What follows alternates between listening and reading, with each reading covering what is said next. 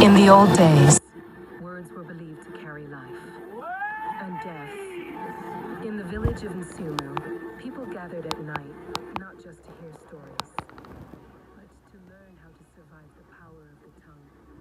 This is not a tale of magic alone. It is a warning. A warning about curiosity, pride, and a man who spoke when he should have stayed silent. Tonight, listen carefully, for this is the story of Kwaku and the talking skull.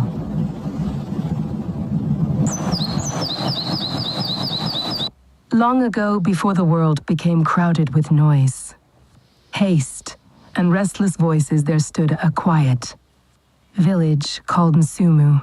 It rested gently between wide rolling grasslands and an ancient forest, so old that even the elders said it remembered the first footsteps of humankind.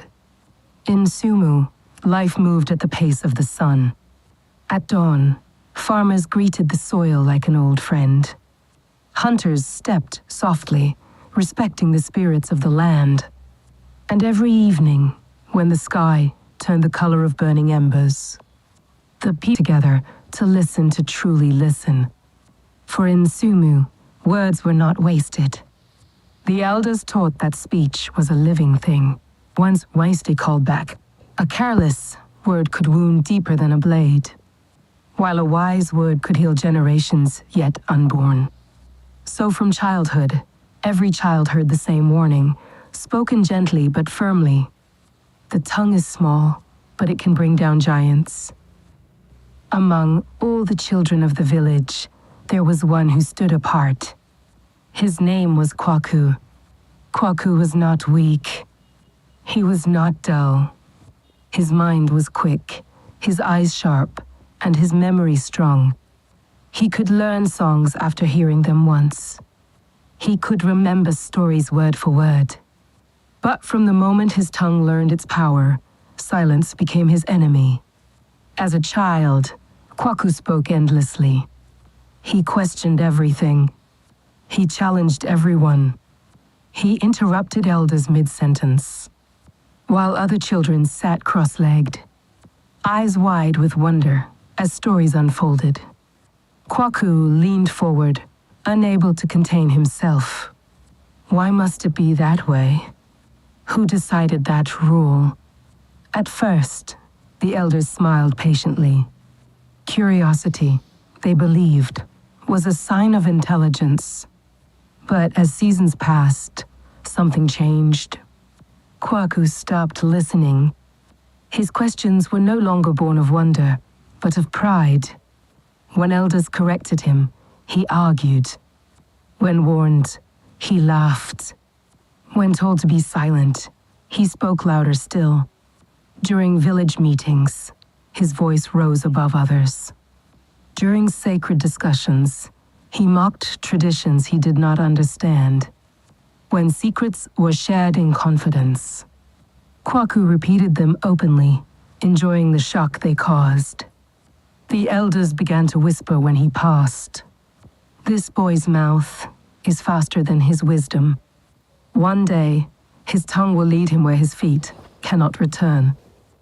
Kwaku grew into a man, but his heart did not grow with his body. He became known throughout Nsumu not for kindness, not for bravery, but for his sharp tongue and restless mouth. He enjoyed gossip like food. He collected secrets as if they were treasures. If two people whispered, Kwaku leaned closer. If something was forbidden, he demanded to know why. Slowly, the village changed around him. People stopped confiding in him. Elders no longer called his name in meetings. Children were warned to guard their words in his presence. Yet, instead of humility, bitterness took root in Kwaku's heart. They fear me because I am clever, he told himself. They hide the truth because they are weak. One morning, after a heated argument with the village chief, an argument filled with loud accusations and disrespect. Kwaku stormed away from the gathering. That was the day he made a decision that would change his life forever. He would enter the Forbidden Forest. The Forbidden Forest was no ordinary place.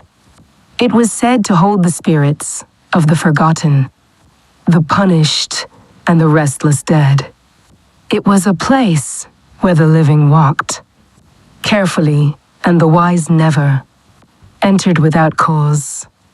Even hunters avoided its deepest paths. The villagers warned him, "Do not go. That forest listens. Some knowledge is not meant for the living." Kwaku laughed. "If knowledge hides there," he said, "then that is where I will find it." And so he walked alone into the forest. As he moved deeper, the air grew heavy, as if it pressed against his chest. The trees bent inward, their branches twisting like listening ears. Birds fell soft, hollow,